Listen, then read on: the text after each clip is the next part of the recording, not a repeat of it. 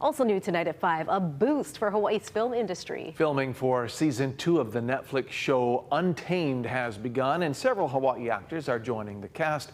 Governor Josh Green just shared these images of the blessing for the start of filming, along with actor Eric Bana and filmmaker John Wells. Bana stars as a special agent.